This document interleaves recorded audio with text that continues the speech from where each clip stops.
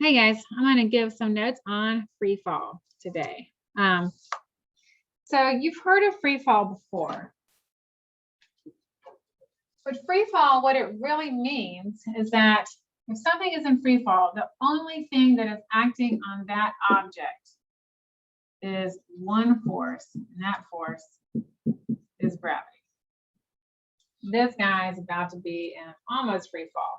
Because if gravity is the only force acting on an object, then that means there's no air resistance, nothing else, no parachutes, no rocket boosters, just free falling, nothing but gravity affecting that object, making that object accelerate towards the ground. So because free fall means only gravity acting on an object and no air resistance, we have to use very aerodynamic objects in our discussions and examples when we talk about this stuff. Like, we won't use a leaf, we use things like a baseball that has very little air resistance. Now, ignoring air resistance, all objects accelerate at a rate of 9.8 meters per second squared downward. This was discovered by Galileo. He studied in Italy. He dropped things off of the Leaning Tower of Pisa. And this is what he discovered. Objects of various masses, shapes, and whatnot. If we could ignore air resistance, get rid of the air resistance, then all objects will accelerate at 9.8 meters per second squared downward. People say, what about something as simple and lightweight as a sheet of paper? If I drop a flat sheet of paper, it will flutter to the ground and not accelerate at this rate because there's so much air resistance that acts on it. But if you can ball up the paper into a ball, therefore getting rid of a lot of that air resistance, but not changing the mass of the paper or the weight of the paper or anything like that, you're just changing the shape. So you're getting rid of air resistance. If you drop a ball of paper, then it will accelerate to the ground at this rate. You could drop a wad of paper like this and a baseball, and they would hit the ground at the same time. I would do it for you if I was here in class, but I'm not. You'll have to do it yourself. We will look at this little YouTube clip here. Astronauts went to the moon and checked this theory out. On the moon, of course, there is no air resistance because there's no air. There is a little bit of gravity. And so they're going to drop a hammer and a feather and see what happens. Well, in my left hand, I have a feather. In my right hand, a hammer. And I guess one of the reasons we got here today was because of a gentleman named Galileo a long time ago who made a rather significant discovery about falling objects in gravity fields. And we thought that where would be a better place to confirm his findings than on the moon. And so we thought we'd try it here for you. The feather happens to be appropriately a falcon feather for our falcon. And I'll drop the two of them here, and hopefully they'll hit the ground at the same time. How about that? Which proves that Mr. Galileo was correct in his findings. Okay, so the quality is kind of bad. It's hard to see the feather, but that's the best video we have of our astronauts on the moon creating that little demonstration. They hit the ground at the same time in the absence of air resistance. And that's a big deal. That's a common question that might get asked, you know, if we can ignore air resistance, which object, no matter what the objects are, which will hit the ground first? They hit the ground at the same time because they both have the same acceleration if we drop them from the same height. Okay. So we talk a lot about position time graphs. We haven't seen one like this before. This would be the position time graph for a dropped object. This would be like our origin. We'd have to envision our X and Y axis here. You know, we're used to seeing stuff here in quadrant 1. This would be in the negative zone for a dropped object because this is displacement on this y-axis here. And if we drop something, it falls downwards. And if upwards is the positive direction, that means downwards is going to be the negative direction. So if we start our object at a position of 0, and then it falls, 10 meters, 20 meters, 30 meters, 40 meters, 50 meters, and so on. That's how far it's falling downward. That's why this is in the negative range here. Time, of course, is in the positive. We have only positive times. This is a curve because our object is accelerating. Things accelerate downwards, start at rest, then they gain speed or gain velocity as they fall. So that's why this is our curve line. Starts off kind of flat and then increases in steepness or increases in velocity downwards. This is our velocity time graph of a dropped object. So if we drop something, we're holding it in our hands and we release it from rest, a velocity of 0. Then it starts to speed up in the downwards direction. So for our velocities, they're going to be negative because they're moving downwards. What's the slope of a velocity time graph? Anybody remember? Slope is the acceleration. So the slope of this line is going to be the acceleration of our object. And we just said that all objects in free fall have the exact same acceleration, an acceleration of 9.8 or negative 9.8 meters per second squared. The downward tells us that that acceleration is directed downward. That negative sign tells us downwards. So this slope, this velocity time graph is linear for constant acceleration. It's negative slope as anything in free fall will have, because that negative slope tells us there's a negative acceleration, telling us that object is accelerating downwards. Okay. Now, so far, we've just talked about something that was dropped. An object can be in free fall, whether it's dropped or tossed or thrown.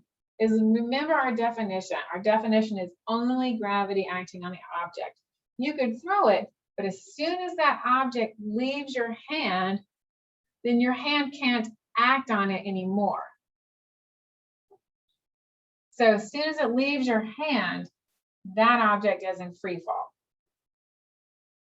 Okay, so in this example, a stone, very aerodynamic, is tossed straight upwards. Toss the stone straight upwards there. He gave it an initial velocity of 20 meters per second. It's positive 20 because it's going to move upwards at 20 meters per second. It's going to go up, it's going to reach its highest point, and then it's going to come back down again. Now, we'll describe the motion on the way up, at the top, and on the way down. And this is a key piece of paper in your notes, this page. Okay, on the way up, let's say what the velocity of the stone does. On the way up, the velocity of the stone, you probably notice here, it changed from positive 20 in the beginning to positive 10. We know that if we throw something upwards, it's going to slow down as it moves up. Okay, so on the way up, the velocity decreases.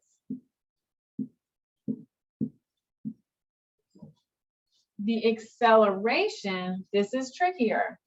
The acceleration of the object as it moves up. What happens to that? Wish I could hear answers. But the acceleration of an object in free fall is negative 9.8 meters per second squared. Not just sometimes, but all the time. If an object is in free fall, the acceleration is the rate of change. That's the rate that the velocity changes by. So we would describe that as constant. It's a constant negative 9.8 meters per second squared all the way up. That's the rate that velocity decreases by. Okay. At the very top, at the highest part that our stone will reach, right up here, we can see our velocity is 0 at the top. That makes sense. It's going to have to stop and then turn around and come back down. At the highest point, the stone will have a velocity of 0. Now this next part, this is confusing to some people and it's commonly missed. The acceleration is not 0. The acceleration at the very top is still 9.8 or negative 9.8 meters per second squared.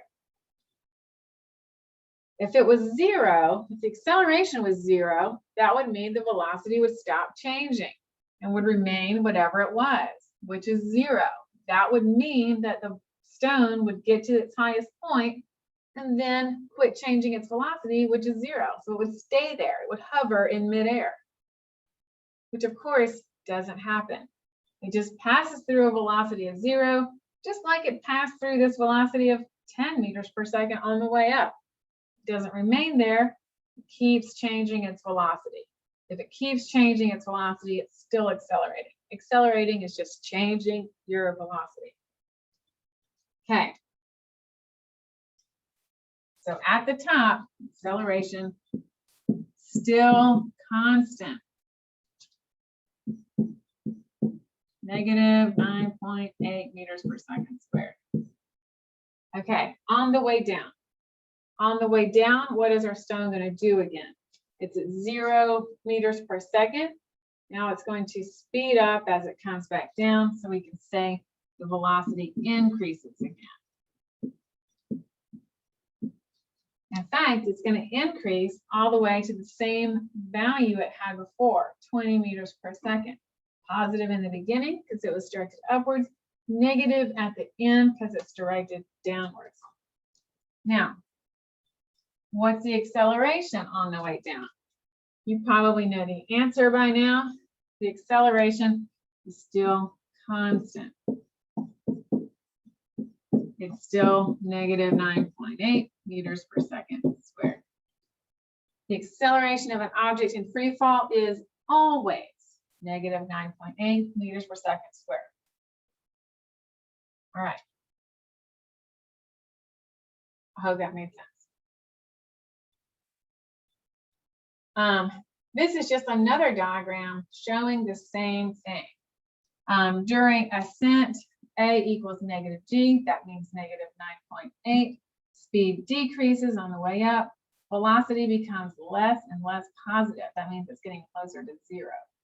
Here we have V, the ball at the highest point. V is 0. The acceleration is still G, negative 9.8. During descent, we still have our same acceleration. The speed is increasing and velocity is becoming more and more negative. Okay. Now, so I'm going to ask many times, and some of you will get this right, and there will always be people who miss it. So acceleration for something in free fall, meaning only gravity is acting on that object. That's the only force that acts on that object in order to be in free fall. The acceleration is always negative 9.8 meters per second squared. There are no exceptions to this rule. If it's in free fall, meaning the only force that's acting on the object is gravity, nothing else. No air resistance, no parachute, no rocket boosters, no slingshot. Well, it's still in the slingshot or anything. So even at the very top, yes, even at the very top has an acceleration of negative 9.8. Even on the way up, yes, the acceleration is negative 9.8. It is negative 9.8 meters per second squared downwards. Why is it not positive 9.8 meters per second squared on the way up? Because gravity pulls downwards. So the negative is for downwards. All right. Now, if velocity and acceleration have opposite signs, meaning one positive and one negative, what happens then is the object slows down. So we just encountered this. Like if I throw something upwards, I toss this little stone, it moved upwards. On the way up, velocity was positive, right? On the way up, it's in free fall. Acceleration is negative because gravity is pulling it down. What is the object doing as it moves up? It's slowing down. Okay? That's what happens when velocity and acceleration have the opposite signs. The object slows down. An example of that is we toss something up, okay, and the object is just moving up. Okay, next, all right, that object is now going to come down. Okay, now velocity is also negative because it's moving downwards. Acceleration is also negative because gravity is still pulling it downwards. So these two things have the same sign. And what is the object doing as it moves down? It's speeding up.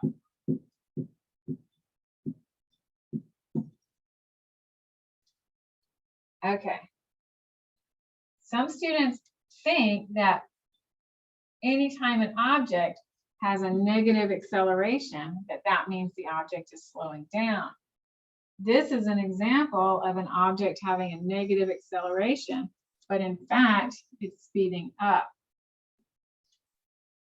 Okay, so if an object is moving down, it's got a negative velocity, a negative acceleration, and speeding up. If it's falling in free fall, these things apply. Okay. Here are our formulas from the last unit. Some of our formulas from the last unit anyway. We're still going to use them for this unit. But if we're only talking about objects in free fall, we can say that A will always be 9.8 meters per second squared, which we can call that G, little g.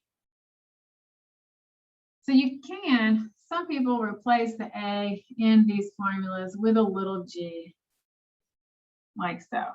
Then you can if you want, or you can just say, well, this object is in free fall. I know the acceleration is negative 9.8. So that's now, for this topic, a known value. Okay. So let's do this example. It takes 3.4 seconds for a tennis ball to fall from the top bleacher of the stadium. How tall is the bleacher? Okay. So here's the bleacher. Here's the ball. It's going to fall. How tall is the bleacher? We are looking for that displacement. Okay. That's what we're looking for. I know that this ball is in free fall, so I already know that my acceleration is negative 9.8 meters per second squared. I see in the problem that it's going to take 3.4 seconds for it to fall. That's a time. I can list that. And it also falls from rest. That tells me my initial velocity is 0. Okay. So you're pretty good at picking out the right formula by now to find out how I can find that displacement. And if you chose let's see myself in space, D equal, and it's going to be, whoops, this one, VIT plus 1/2 A or G, T squared. VI, initial velocity times time, plus 1/2. And I don't know what you prefer, to use an A or a G. It's going to end up being our acceleration in free fall of negative 9.8. So it doesn't matter which letter you use. All right, so our initial velocity is 0. 0 times our time of 3.4 plus 1/2 A T squared. So what's 0 times 3.4? 0. Okay, this next part, 3.4 squared times negative 9.8 times 1/2. That gives us negative 56.644. So I have 0 plus a negative number. That basically tells me that the displacement is negative 56.6. We can round meters. So that's displacement. Why is that number negative? That's negative because it went down. It ended up below its starting point. Remember, displacement is a vector quantity. We started at the top of the bleacher. We ended up 56.6 meters below our starting point. So that's what that negative tells us. Now, that's displacement. This question really just asked, how tall is the bleacher? If you were just answering this question, you don't need to give me the displacement. You can give me the distance, and the distance is just, how tall is it? 56.6 meters. You can just tell me that. Now, if you circled the negative value on your test, of course, that's fine, because that's your displacement. That's even more information than we really need. Okay. How fast is the tennis ball moving upon impact? All right, so upon impact, that's when it hits the ground. Some students say, well, after it hits the ground, it's going to stop moving, so it's just 0 meters per second again. So upon impact is referring to the velocity it had right before it makes contact with the ground. The last velocity it had while it was still in free fall. After it hits the ground, yes, anything will have a velocity of 0. So this is referring to the maximum speed it had before it hit the ground. Okay, so when we solve for this, we are solving for the final velocity. And we have all of the other variables from part A to help us find final velocity. We have the initial velocity, we have the time, we have acceleration, and we have displacement. These are all of the variables. So we can use any of these formulas to help us solve for final velocity. Most people choose this one to solve for final velocity because it's simple. It's the simplest one. You're less likely to make any mistakes. So let's use that one. So VF, and which way did I write it on this page? Okay, VI first. VI plus A times time. Now, the initial velocity was 0 because we dropped it from rest. Plus, all right, acceleration, negative 9.8, and our time is 3.4 seconds. If I multiply those together, we get negative 33.332 technically, but we can round, meters per second. Why is it negative? Because this equals velocity, a final velocity. Velocity is a vector, so that tells us a direction. That tells us it went into the negative or downward direction. All right, now the question though, just really technically said how fast. How fast is really just asking about speed. So do we need the negative in our answer for this specific question? Not really. So we could just answer 33.3 meters per second. Now, does that mean you can put in a positive 9.8 in your work? No, that does not mean that. A is negative 9.8. You need to put in a negative 9.8. Do I check your work on things? I certainly do. A in free fall is downward, and you have to indicate that. Otherwise, we'll get a positive answer here for final velocity, and that's saying that it's moving upwards, which it isn't. So there's some details in there that you need to keep straight. All right, but this is a speed. And of course, this is a velocity. All right.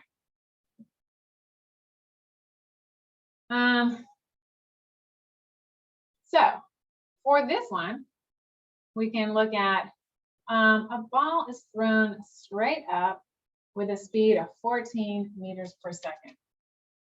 What is the maximum height reached by the ball? Okay, so if I take this ball, throw it straight up, I give it an initial velocity there, VI, of 14 meters per second.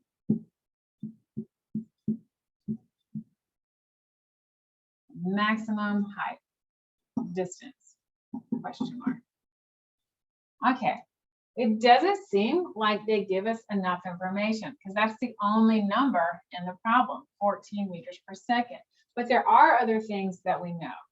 For example, we know that the acceleration of this object, because it's in free fall, is negative 9.8 meters per second squared.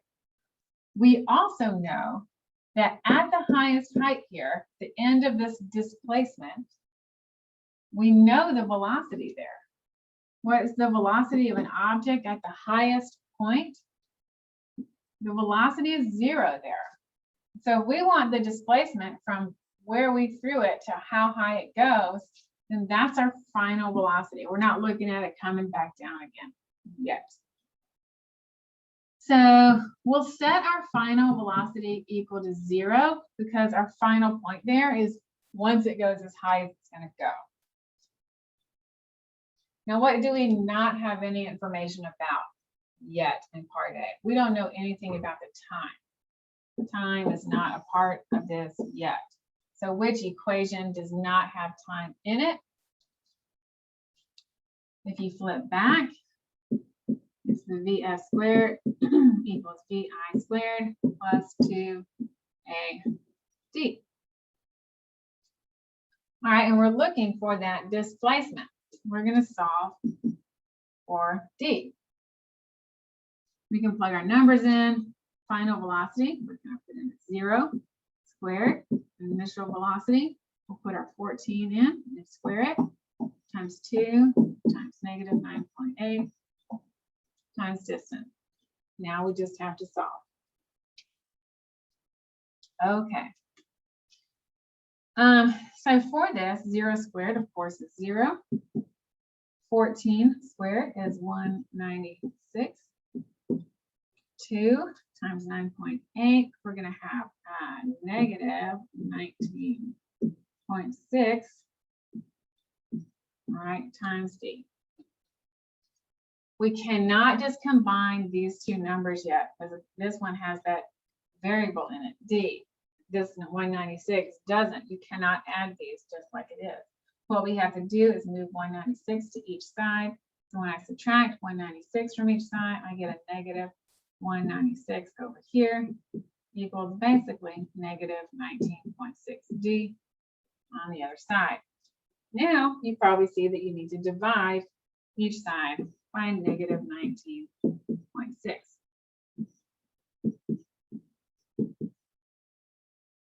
So if we divide, I love that they're at 1, 9, and 6. If we divide 196 divided by 19.6. We get 10. And a negative divided by negative is just a positive. So this distance is 10 meters. Okay.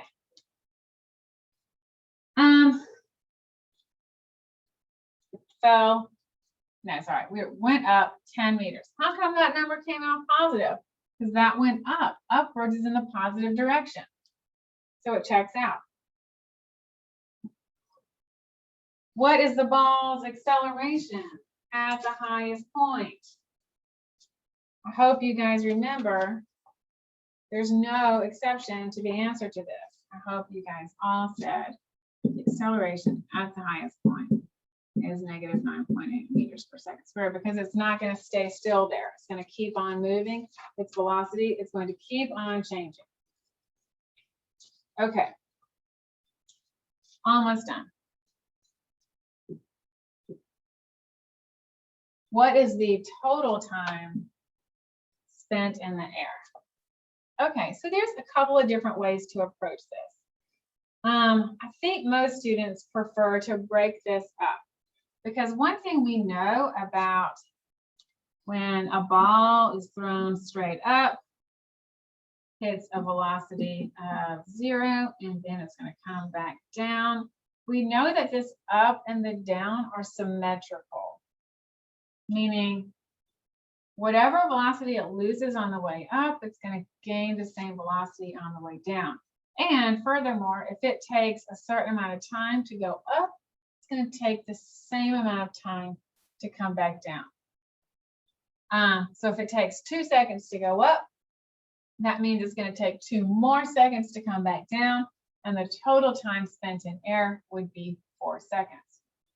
So what we're going to do, a lot of students like to say, well, I'll just solve for how much time it takes to go up, and then I'll just double my answer. And that works. So if we do that, let's remember our initial velocity was 14 meters per second. Our final velocity, our velocity here at the top, if we only look at it going up, is 0. And of course, the acceleration is negative 9.8 meters per second squared. And okay, so the equation that we can use here to find time is our really nice, simple equation. Let's see, VF equals VI plus AT. We can use this to find time. This is our simplest formula. VF, the final velocity, meaning the final velocity here at the top, is 0. Our initial velocity is 14 plus a negative 9.8 times time.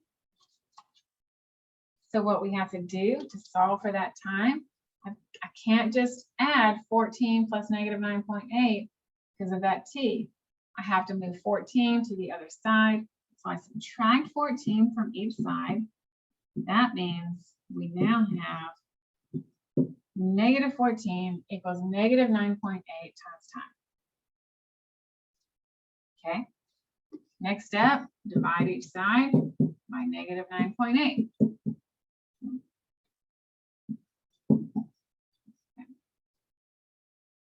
Cancels over here. What equals our time?